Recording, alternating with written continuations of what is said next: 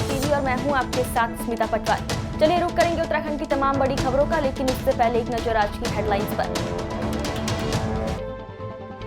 विधायक उमेश कुमार ने जोशीमठ आपदा के लिए विधायक निधि से 25 लाख रुपए देने की घोषणा। कहा, हर वक्त आपदा पीड़ितों के साथ हूं। उत्तराखंड निकाय चुनाव को लेकर आपने कसी कमर, दिखाया जा रहा दिल्ली मॉडल का सपना। उत्तराखंड में अब बढ़ेगा सर्द लहरों का कहर, 3 जिलों में बारिश बर्फबारी की चेतावनी। उत्तराखंड शिक्षा विभाग से बड़ी खबर है। शिक्षा महानिदेशक बंशीधर तिवारी ने प्रदेश में अत्यधिक ठंड और कोहरे के कारण इन दिनों छात्रों की दिक्कत स्कूल जाने की देखते हुए 15 जनवरी तक प्रदेश के सभी स्कूलों में अवकाश घोषित कर दिया है, जिसको लेकर आदेश भी जारी हो गया है। प्रदेश के सरकारी स्कूलों में यूँ तो शीतकालीन अवकाश घोषित है, लेकिन अब 15 जनवरी तक प्रदेश के सभी सरकारी, अशासकीय और प्राइवेट स्कूल 15 जनवरी तक बंद रखने का निर्णय लिया गया। कांग्रेस प्रदेश अध्यक्ष करण मेहरा ने कहा कि भाजपा सरकार की नीतियों के कारण देश की आर्थिक व्यवस्था लगातार खराब हो रही है, जिसके चलते गरीब, मजदूर और किसान समेत हर वर्ग के लोग परेशान हैं। उन्होंने कहा कि राहुल गांधी की यात्रा में जनसैलाब को देख केंद्र की भाजपा सरकार की घबराहट बढ़ी हुई है। प्रदेश अध्यक्ष करण मेहरा ने कहा कि भाजपा की केंद्र और राज्य सरकार हर मोर्चे पर विफल है। पद यात्रा में निकले हैं, जो 3600 किलोमीटर की यात्रा है। अब वो गंगा जमनी तहजीब को बचाने के लिए, राष्ट्र की सीमाओं को सुरक्षित रखने के लिए, बिगड़ती हुई अर्थव्यवस्था को रोकने के लिए, बेरोजगारी दूर करने के लिए, और अस्पतालों में डॉक्टर हो और स्कूलों में टीचर हो, लोगों को रोजगार मिले, इस सारी लड़ाई को लेकर वो लड़ रहे हैं। उसके सेकंड फेज में 26 जनवरी से लेकर 26 मार्च तक एक हाथ जोड़ो भारत जोड़ो यात्रा निकलनी है, जो हर प्रदेश में वहाँ के नेतृत्व को लेकर चलनी है। और उसमें हमको गांव लेवल पर जाना है, गांव लेवल के साथ साथ उसमें घर घर हमको जाकर लोगों से वार्ता करनी है, पंचायतें हमको करनी है, चौपालें हमको लगानी है, ताकि हम अग्निपथ योजना से क्या दिक्कत हो रही है, कैसे बेरोजगारी बढ़ रही है, कैसे हिंदू मुस्लिम के बातें करके वोटों का ध्रुवीकरण किया जा रहा है ताकि राष्ट्र का हित ना हो, और कैसे गंगा जमनी तहजीब को ठोकर मारी जा रही है। अस्पतालों में डॉक्टर नहीं है, लोगों का ध्यान भटकाना है, स्कूलों में टीचर नहीं है, लोगों का ध्यान कैसे भटके। इसके लिए एक पार्टी और उसका जो संगठन है वो लगातार भारत के अंदर ऐसे माहौल को बना रहे हैं जिससे लोगों का आपस का प्रेम और मेलजोल खत्म हो। उस मेलजोल को दोबारा बनाने के लिए अपने बच्चों को, जो माँ बेरोजगार देख रही है, वो समझ सके कि मेरे बच्चे बेरोजगार क्यों हैं, क्यों महंगाई लगातार बढ़ रही है, क्यों देश की अर्थव्यवस्था लगातार गिर रही है, क्यों पेट्रोल और डीजल के दाम बढ़ रहे हैं, क्यों डॉलर जो है 83 रुपये से ऊपर का हो गया है। ये सारे ऐसे विषय हैं जिनको लेकर हम जनता के बीच में जाके चर्चा विमर्श करना चाहते हैं, और उसी को लेकर किस तरीके से हम आगे चलेंगे, कैसे आपसी माहौल ठीक हो, उसको लेकर ये बैठक भी है। साथ में प्रदेश कांग्रेस कमेटी का गठन चल रहा है, तो ऐसे मिलके पता चलता है कि कौन व्यक्ति कैसा है, क्या उसकी पृष्ठभूमि है, उन सब चीज़ों को देखने के लिए ये सारी चीज़ चल रही है। इसके लिए पहले भी जितने भी श्रम कानून बने कांग्रेस ने बनाए, आदरणीय हरीश रावत जी जब श्रम मंत्री थे, आपको याद होगा कि उसमें इनके लिए बोनस और कई चीज़ों की, उनके बीमा बोनस और उनके अस्पतालों में उसके लिए, उनकी पेंशन्स के लिए इत्यादि के लिए काम हुए। और कांग्रेस सरकार हर मोर्चे पर विफल है, चाहे जोशीमठ हो। जोशीमठ पिछले सालों से, कई सालों से वहाँ मकान बैठ रहे हैं, उसकी सुध नहीं ली। जब हमने, विपक्ष ने आवाज़ उठाई और मीडिया ने उस आवाज़ को उठाया तो सरकार चेती। हल्द्वानी को बर्बाद करने की कगार पर खड़ा कर दिया, माननीय उच्चतम न्यायालय ने वहाँ राहत दी। और किसान की हालत ये है कि गन्ने का भुगतान कीमत अभी तक तय नहीं की, आधे से ज़्यादा क्रशिंग सीजन हो चुका, बेरोजगारी चरम पर है। तो ये भारतीय जनता पार्टी की सरकार को उखाड़ फेंकने के लिए और जनता को जागरूक करने के लिए राहुल गांधी जी भारत जोड़ो यात्रा लेकर निकले हैं, जिसमें किसान, मजदूर और बेरोजगार युवाओं की सबकी बात हो रही है। जोशीमठ में रात को जब डीएम, एडीएम और एसडीएम सहित आला अधिकारी की गाड़ियों का काफिला आपदा पीड़ितों के शिविरों में निरीक्षण करने के लिए जोशीमठ के मेन मार्केट से गुजर रहा था, इसी दौरान अधिकारियों की गाड़ियों के काफिले को आपदा पीड़िता गीता परमार ने रोक दिया। आनन फानन में एडीएम और जोशीमठ की एसडीएम कुमकुम जोशी को तुरंत अपनी गाड़ी से उतरना पड़ा और वो आपदा पीड़ित से मिले, जहाँ गीता परमार और उसके परिवार ने एसडीएम को खूब खड़ी खोटी सुनाई, जिसे देख अधिकारी सन रह गए और अपनी गाड़ियों में ही बैठे रहे और आपदा पीड़ित गीता परमार का हाईवे से हटने का इंतजार करते दिखे।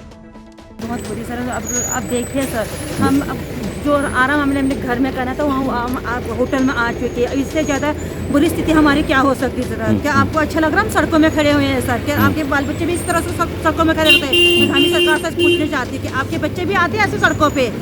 आज देखिए हमारी स्थिति, आपने हमको सड़क पर लाने पर मजबूर कर दिया। अगर इस स्थिति को आप आज से 2 साल पहले देखते थे, शायद आज हमारे जोशीमठ का स्थिति बचा रहता, हम लोग बचे रहते, अपने घर में सुरक्षित रहते सर। क्या हो रहा है प्रशासन की तरफ से? क्या आप जो, क्योंकि प्रशासन लगातार कह रहा है कि हम लगातार इंतजाम कर रहे हैं, आपको क्या लगता है क्या ये नाकाफी ही है? क्या क्या है, मतलब किस तरह से लग रहा प्रशासन है? की तरफ से कोई इंतजाम नहीं है सर। अगर प्रशासन की तरफ से कोई इंतजाम हम रहता है तो क्या सर आपको यहाँ पर हम बाइट देते हुए या इस रात को आपको हम यहाँ पर दिखते हैं सर? अभी उन्होंने कहा कि आप सहजा में चले जाए या तत्व में चले जाइए, अपनी सर से अपनी बलात्कार टरकाना चाहते हैं ताकि कोई उनके ऊपर कोई ज़्यादा अप्रोच ना हो, उनके खिलाफ कुछ ना बोला जाए। तो उन्होंने हमको ये कहा है कि आप फिलहाल के लिए सहजा में जाए, आज के आप सहजा में गुजारे, कल आपके बारे में सोचा जाएगा, ये उन्होंने कहा है। मैडम कौन थी जिसमें आपने आक्रोश जताया अपना? ये हमारे एसडीएम मैडम है। क्या नाम है इनका?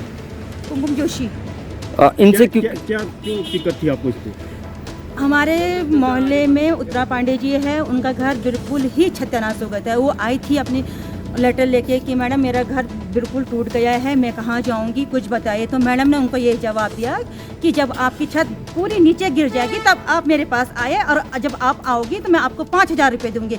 उत्तरा पांडे का घर जब सर नीचे जब गिर जाता है, वो उसमें खुदा न कैसे कुछ उनके साथ कुछ घटना घट जाती है, मृत्यु साबित होती, तो क्या वो मैडम के पास आती हो? कहाँ से आती हुआ? तो मैडम का ये जवाब था। ये कब कहा था मैडम ने? आज से 1 हफ्ते पहले की बात है मैडम सर ये। वो अभी उन्होंने कहा ना कि आप हमारे पड़ोस में रहते हैं। मैंने उनको कहा कि पड़ोसी होने के नाते आप पड़ोसी मत कहो हमको, अगर पड़ोसी अगर होती है तो आप हमारा दुख देखना आती। उत्तरकाशी जिले के समाज सेवी अमेरिकन पुरी ने नगर पालिका बाड़ाहाट पर एक बड़ा फिर से गंभीर आरोप लगाया है। नगर पालिका बाड़ाहाट कई बार कूड़े की चर्चा से घिरा रहता है। पिछले कुछ महीने पहले भी समाज सेवी अमेरिकन पुरी ने कूड़ा निस्तारण को लेकर भी भूख हड़ताल की थी, जिसके चलते नगर पालिका अध्यक्ष ने समाज सेवी को आश्वासन भी दिया था इस कूड़े को जल्द से जल्द जिले से हटाया जाएगा। कूड़े निस्तारण के लिए नगर पालिका द्वारा कूड़े एकत्रित के लिए भूमि को सुनिश्चित किया गया। इस भूमि में भी अमेरिकन पुरी ने एक बार फिर से अपनी आवाज उठाई है। पालिका परिषद बाड़ाहाट को जो कूड़ा निस्तारण हेतु भूमि आवंटित की गई थी, इसमें जो है पिछले कुछ वर्ष से जो है कार्य चल रहा था। इसमें कूड़ा निस्तारण केंद्र बनना था, जिसके लिए जो है पालिका का जो है ठेकेदार के साथ जो अनुबंध हुआ था उसमें जो है तय धनराशि जो है 1 करोड़ 11 लाख के समथिंग थी। और उसके बाद जो है कार्य जब आगे किया गया, जब माप पुस्तिका तैयार की गई, उस अनुसार जो है फिर इनको जो है 1 करोड़ 27 लाख के समथिंग का पेमेंट भुगतान किया गया है। तो लगभग जो है इसमें कुछ अतिरिक्त धनराशि का भुगतान किया गया। साथ ही जो है इस कूड़ा निस्तारण केंद्र का जो है कार्य जो अनुबंध में तय था, जो शेड्यूल बी में जो कार्य दिखाए गए थे उसके अनुरूप ये कार्य नहीं हुआ है। और जो कूड़ा निस्तारण केंद्र की जो जगह है वहाँ पर जो है सिर्फ एक समतलीकरण का कार्य किया गया है। और जिस तरीके से जो पूरा प्लांट एक कूड़ा निस्तारण के संबंध में तैयार होना था वो पूरी तरीके से अधूरा है, जिससे कि कूड़े की समस्या जो लगातार वर्षों से बनी आ रही है। और जो तय अनुबंध है उसके अनुसार 3 महीने में जो है कार्य पूर्ण होना था, जिसमें क्या 17 माह अतिरिक्त समय हो गया है। उसके बाद भी कार्य जो है पूरी तरह से अपूर्ण है। साथ ही में जो है उक्त कार्य की जो MB 2 करोड़ 53 लाख के लगभग की कर दी गई है, जिसमें कम से कम 1 करोड़ 37 लाख की MB जो है अनुबंध के ऊपर जो है अतिरिक्त कर दी गई है। साथ ही जो है अगर आप उक्त स्तर पर जाएंगे तो आपको सिर्फ एक समतलीकरण और दीवार के अलावा जो है आपको वहाँ पर कुछ भी ऐसा नहीं दिखेगा। जिस तरीके से जो कार्य के जो आइटम अनुबंध के अनुसार दिए गए थे उस तरीके से जो है कार्य बिल्कुल नहीं हुआ है। तो आज मेरे द्वारा जो है जिलाधिकारी जी को जो ज्ञापन दिया गया, जिसमें जो है हमने इस कार्य की जांच के लिए जो है पत्र प्रेषित किया है, ताकि जो कूड़ा निस्तारण संबंध में जो है जो प्लांट बन रहा है उस पर एक जांच हो और कार्य क्यों अपूर्ण हुआ है या कौन इसमें यदि दोषी है तो उसके ऊपर जो है जाँच करके जो है कार्रवाई की जाए। जहां एक तरफ सरकार निर्मल गंगा के तहत नदियों और घाटों को साफ करने का कार्य कर रही है, वहीं स्थानीय शासन और प्रशासन नदियों को और घाटों को साफ करने के लिए समय समय पर जन जागरूकता कार्यक्रम के माध्यम से लोगों को आगाह करते हैं, लेकिन ये विषय केवल चंद दिनों तक ही सीमित रह जाता है। इस घाट पर जो गंदगी दिखाई दे रही है, इससे मालूम होता है कि कहीं न कहीं शासन प्रशासन भी इसमें अपना पेपर वर्क पूरा कर इससे पल्ला झाड़ते होंगे और स्थानीय लोग भी इसको अपना दायित्व न समझकर इन नदियों में गंदगी हो रही है इसका दायित्व नहीं समझ रहे हैं। अगर शासन प्रशासन इसमें कड़ा कदम उठाए तो शायद निर्मल गंगा अभियान सफल हो पाएगा। मैं क्षेत्र की जनता से निवेदन करूंगा कि आज जो हम सौदा के लिए यहाँ पर पहुँचे हैं और नदियों में जिस तरह से ये कूड़े का अंबार और जली हुई लकड़ियाँ यहाँ बिखरी पड़ी हैं, जिससे कि केंद्र सरकार की जो योजना जो नमामि गंगे के तहत छोटी नदियों को स्वच्छ करने का जो अभियान मोदी जी ने चलाया है, इस अभियान को जब हम सभी लोग मिल के इस कूड़े के अंबार को, इस तरह से जो बिखरा हुआ कूड़ा है, लकड़ियों का ढेर है, तमाम तरह की जो गंदगी है, इसको हम सभी लोग मिलकर क्षेत्र के सभी जनप्रतिनिधि, सभी जितने भी जनप्रतिनिधि लोग, ग्राम प्रधान, क्षेत्र पंचायत, जिला पंचायत सदस्य, सभी लोग मिलकर इस स्वच्छता अभियान में अपना साथ देंगे। और मेरा सरकार से भी निवेदन है कि इस मुहिम को आगे बढ़ाने के लिए जो राज्य सरकार की ओर से जो बजट आवंटित होता है जनप्रतिनिधियों को, वो बजट आवंटित किया जाए। और जो ये नदी, जो हमारा ये शमशान घाट का जो ये रास्ता है, ये पूर्ण भूकटाव से जो है ये पूरी तरह ध्वस्त हो चुका है। मेरा सरकार से भी निवेदन है कि इसमें कुछ बजट आवंटित कर ये पुनर्निर्माण इसका किया जाए, जो सुरक्षा तटबंध लगाए जाए। और जो नदी में जो ये पूरा मलबा जमा है, मेरा डीएम महोदय से भी निवेदन है कि इसमें चैनलाइजेशन का कार्य करके ये नदी को बीच में डाला जाए और ये मलबे को साफ करके, ताकि इसका जो मलबा आने से जो ये आपका जो इसमें मलबा भर गया है, इसकी सफाई होगी, ताकि जो पूरा ये क्षेत्र है, मंदिर परिसर है, स्कूल है और सारी चीज़ें ये इसमें तटबंध बन के जो नदी बीच में चले जाए, जिससे कि क्षेत्र के दोनों तरफ भू कटाव जमीन न कटे। मेरा ये निवेदन है और सभी लोगों से निवेदन है, जनप्रतिनिधियों से, क्षेत्र की जनता की, सभी लोग नमामि गंगे के तहत स्वच्छता का जो प्रोग्राम है, इसमें घाटों को पूर्ण रूप से। हमारे पीछे शमशान घाट ये अस्थायी तौर पे है और जो पुराना शमशान घाट नीचे है, आपदा के वजह से वो टूट चुका है रास्ता। और ये अभी मेरा सभी क्षेत्रवासी से निवेदन है कि आप लोग अगर ये घाट पे आते हैं तो कम से कम स्वच्छता भी साथ में करें, नहीं तो एक कूड़े का अंबार बढ़ते जाएगा। और जिस तरह नमामि गंगे की तहत सफाई घाटों का सफाई अभियान चल रहा है, तो सरकार से भी अनुरोध है कि कहीं ना कहीं इन घाटों को स्वच्छता करने के लिए प्रधानों को या किसी को कुछ बजट मिल जाए, जो कि ये स्वच्छता अभियान भी साथ साथ चलते रहे। और सभी से एक पुनः निवेदन करता हूँ कि ये घाटों की सफाई आप खुद ही स्वयं पहले करें और तभी हम स्वच्छता अभियान को आगे बढ़ा पाएंगे। विकासखंड मुंसियारी के सीमांत ज्येष्ठा बरपटिया समुदाय के लोगों ने ज्येष्ठा बरपटिया गांव रिंगू चुलकोट में जन जागरूकता अभियान चलाकर अपने समाज के लोगों को जागरूक किया और कहा कि हमें एकजुट होकर इस समाज को आगे बढ़ाना है। वहीं आपको बता दें कि आए दिन सीमांत ज्येष्ठा बरपटिया संगठन द्वारा 5 सदस्यों की अलग अलग टीम गठित कर विकासखंड मुंसियारी में निवास कर रहे समुदाय के 12 गाँव में जाकर जन जागरूकता अभियान चलाया जा रहा है। जनपद उधम सिंह नगर की पुलिस को बड़ी कामयाबी मिली है। पुलिस ने भाजपा के पूर्व जिला कोषाध्यक्ष संजीव खन्ना की राइस मिल में हुई लूट की घटना को अंजाम देने वाले 4 बदमाशों को गिरफ्तार किया है। बदमाशों के पास से पुलिस ने 40,000 की नकदी, 315 बोर के 2 तमंचे, 4 जिंदा कारतूस के साथ घटना में प्रयुक्त सभी हथियार और CCTV DVR बरामद किया है। दिनांक 27 और 28 दिसंबर की रात को बर्बरता के साथ खन्ना राइस मिल के केयर टेकर सादा सिंह को बर्बरता के साथ पीट के 65,000 रुपए और विभिन्न सामानों को भी लेके चले गए थे। लूटपाट का बहुत क्रूरता के साथ लूटपाट का अंजाम दिया था। क्षेत्र में काफी सनसनी मच गई थी। आज इसका बहुत अच्छा खुलासा हुआ है। घटना में संलिप्त सभी 4 अभियुक्त, जिसका मेन अक्यूज है सोनू सपेरा। ये सपेरा कम्युनिटी को बिलोंग करता है। ये सपेरा एक क्रिमिनल ट्राइब होता है। उसके द्वारा कुल्हाड़ी से उसको मारा गया था। तो 4 अभियुक्त सोनू सपेरा और 3 अन्य लोगों को भी गिरफ्तार कर दिया। घटना का संयोजक उन्हीं का राइस मिल का एक पूर्व का मतलब मौजूदा मुनीम है सुनील कोहली निकल गया। उसी ने संयोजन किया था। उसकी मन में आ गई थी लालच। उसको ये था कि अंदर 40-50 लाख रुपए रहते हैं, इसलिए लूटपाट देते हैं करके उसने बाहर से इन सभी क्रिमिनल्स को असेंबल किया और इन्होंने इतनी बर्बरता के साथ क्राइम किया था। घटना में प्रायः सभी प्रकार के हथियार, 315 तमंचे, कुल्हाड़ी, फाटा और वहां से मौके से जो लूटे गए एनवीआर के सामान, पिथौरागढ़ जिले के तेजम तहसील में राया बजेता गांव में खड़िया खनन का कार्य जोर शोर से चल रहा है। खड़िया खनन के साथ साथ जो मलबा है, उस मलबे को सीधे नदी में डालने से पूरी भुजगढ़ नदी प्रदूषित हो रही है। जहां एक तरफ सरकार नमामि गंगे के तहत नदी और घाटों को साफ स्वच्छ बनाए रखने का कार्य कर रही है, वहीं खड़िया खनन के ठेकेदार नदी को प्रदूषित कर गंदा करने का कार्य कर रहे हैं। मेरे पीछे एक तरफ सरकार नमामि गंगे के तहत नदियों को स्वच्छ करने की मुहिम चला रही है, वहीं दूसरी ओर खड़िया खनन माफियाओं द्वारा बजेता में चल रहे खड़िया खनन के द्वारा हो रहे कार्यों के कारण यहाँ ये पूरी 15-20 किलोमीटर में ये नदियाँ बिल्कुल इतनी मैली आ रही है, जिससे कि जो नदियों से पानी पीने वाले और इसमें इतनी परेशानी हो रही है उन लोगों को पानी की असुविधा के कारण, और जितने भी जलचर प्राणी हैं वो भी शायद बहुत अधिक मात्रा में नष्ट हो रहे होंगे। और मेरा जिलाधिकारी महोदय और इस चैनल के माध्यम से अनुरोध है कि जल्द से जल्द इन खनन माफियाओं की जांच कराई जाए, और जिससे कि हमें एक स्वच्छ पानी पीने के लिए मिले। और अगर ये चीज़ जल्द से जल्द बंद नहीं हुई तो मैं समस्त क्षेत्रवासियों को लेके एक भव्य आंदोलन करने के लिए। कोतवाली विकासनगर पुलिस द्वारा 24 घंटे में लाखों रुपए की चोरी का पर्दाफाश करते हुए शातिर चोर को गिरफ्तार कर चोरी किए गए जेवरात और नकदी बरामद की है। मामले का खुलासा करते हुए पुलिस क्षेत्र अधिकारी संदीप नेगी ने बताया कि बीते रोज कोतवाली विकासनगर अंतर्गत नबाड़गढ़ में एक घर से हुई चोरी का सफल अनावरण करते हुए मामले में शामिल चोर को गिरफ्तार कर लिया गया है, जिसके खिलाफ संबंधित धाराओं में मुकदमा दर्ज कर जेल भेज दिया गया है। इसको जो है अनीस पुत्र लतीफ निवासी नवाबगढ़ ने एक तहरीर थाना विकासनगर को दी थी, जिसमें उसने बताया था कि उसके द्वारा जो है हमारे घर पे अज्ञात चोरों द्वारा हमारे यहाँ सोने चांदी के जेवरात और कैश चोरी हो गया है, जिस पर अभियोग पंजीकृत किया गया।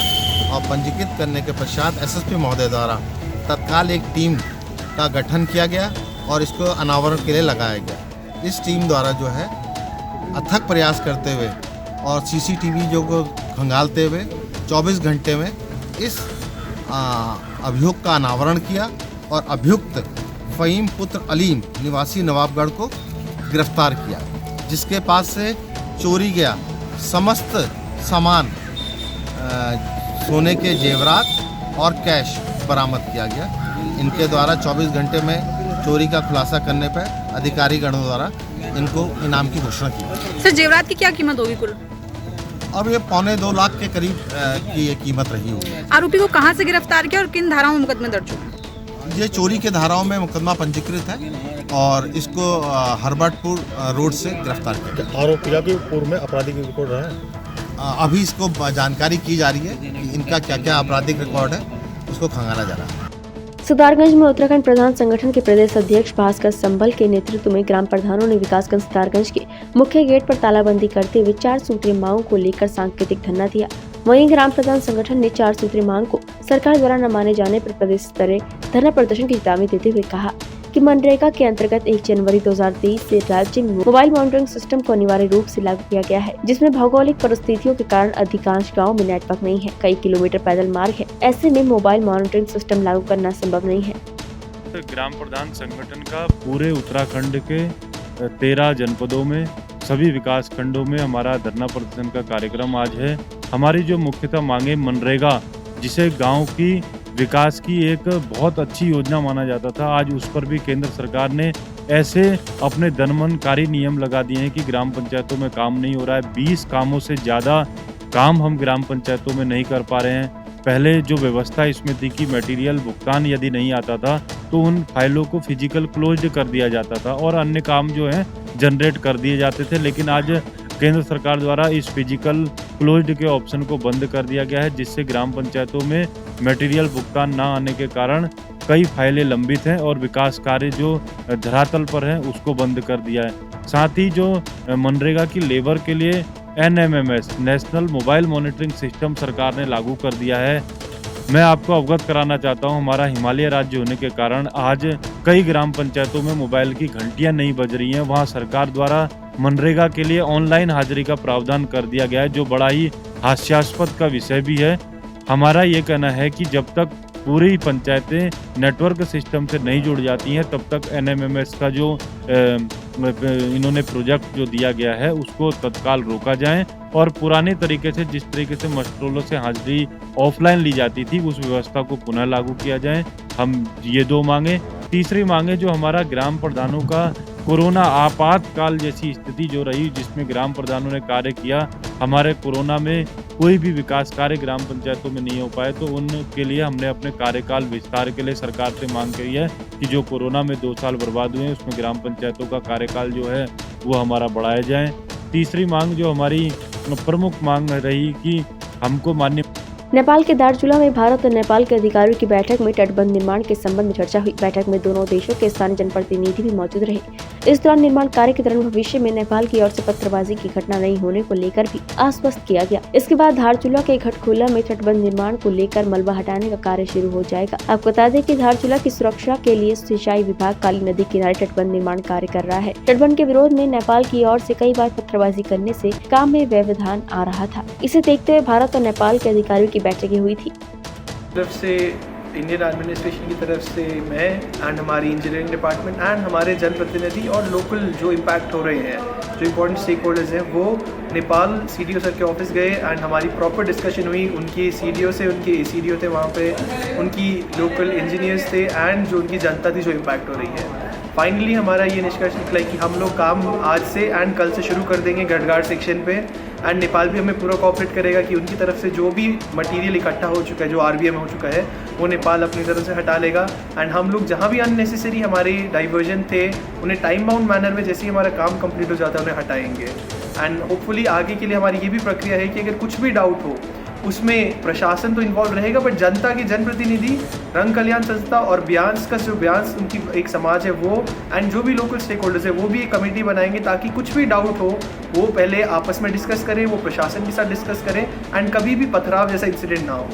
उत्तराखंड की तमाम बड़ी खबरों में फिलहाल इतना ही। बाकी खबरों के लिए देखते रहिए पहाड़ टीवी। नमस्कार।